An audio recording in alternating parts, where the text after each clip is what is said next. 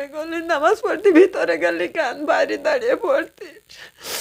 মানুষ তো ঢেলার ভিতরেও নামাজ পড়তো, তুই মসজিদের মধ্যে যাইয়ে কি কাজ করলি? আমার বলেছে কালকের থেকে আমার হাত পার গার বল সব পুড়ে গিয়েছে।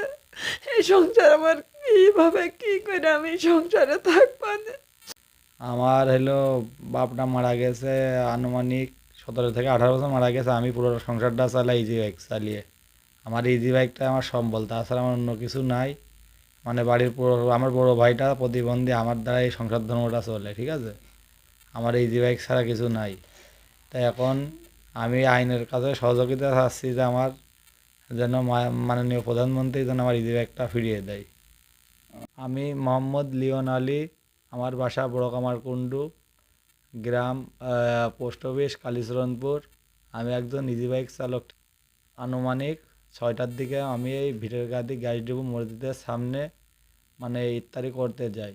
গেলে ইফতারি করার শেষে নামাজ পড়তে মসজিদে ঢুকলে আমার আনুমানিক কবে ইফতারি করতে যান? গতকাল 7 তারিখে, 7 এপ্রিল। 7 তারিখে? হ্যাঁ, আহ, কোথায় যান ইফতারি করতে? আপনার হলো ওই ভিটের গাদি গাইডুবুর সামনে যে মসজিদ, ওর সামনে আমি হলো ইফতারির উদ্দেশ্যে মানে অনেক গাড়ি রাখি। ইফতারি করার শেষে মানে মসজিদে নামাজ পড়তে ঢুকলে ওখান থেকে আপনি ওই মসজিদটার নাম কি মনে আছে আপনার? ওই গ্যাস ডিপোর সামনে মসজিদটা। মানে ভটিয়ার গাদির মোড়ে যে গ্যাস ডিপো আর গ্যাস কি। ডিপোর সামনে মসজিদ। ওই মসজিদে আপনি নামাজ পড়তে গিয়েছিলেন, মানে ইফতারি ইফতারি করেছেন কোথায়? ইফতারি ওখানে করেছি মসজিদে। ওই মসজিদ মসজিদে ইফতারি করেছেন এবং ওখানে নামাজ তারপরে পড়েছেন। মানে আপনার বাইরের থেকে গাড়ি দেখছি, দেখার পরে মানে ভিতরে যখন নামাজ পড়তে ঢুকছি হ্যাঁ, মানে মানে 15 থেকে 20 মিনিটের ভিতরে মানে নামাজ পড়ে বেরোনোর সাথে সাথে দেখি আমার গাড়ি নাই। মানে আপনি যখন ইফতারি করেছেন তখনও দেখেছেন যে অটো আছে, হ্যাঁ, পরে যখন নামাজ পড়ার সময় ভিতরে ঢুকেছেন, ঢুকে নামাজ পড়ে দেখেন যে আমার গাড়ি নাই। নামাজ গাড়ি- পড়া শেষে দেখি আমার গাড়ি নাই। আচ্ছা, এই এই থানায় কি অভিযোগ করেছেন? হ্যাঁ, থানায় গতকাল অভিযোগ করছি। বাজান, আমার মানে ছেলে লিওন এই যে বাইক পরের গাড়ি চালাইতো অনেক দিন, এই 2 বছর মতন।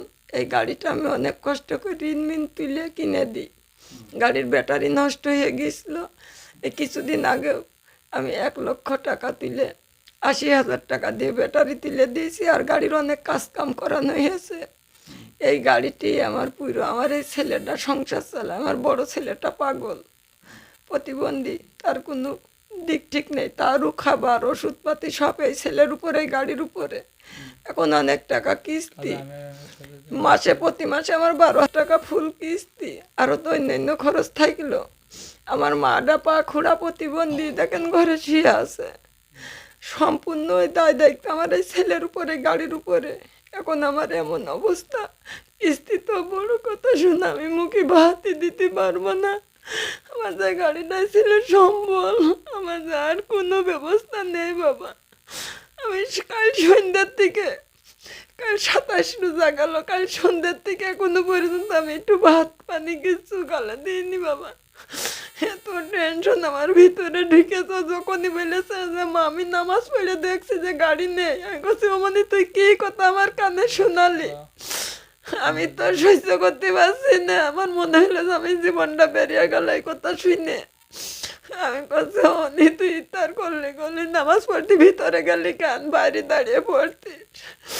মানুষ তো ঢেলার ভিতরেও নামাজ পড়তো, তুই মসজিদের মধ্যে যাইয়ে কি কাজ করলি?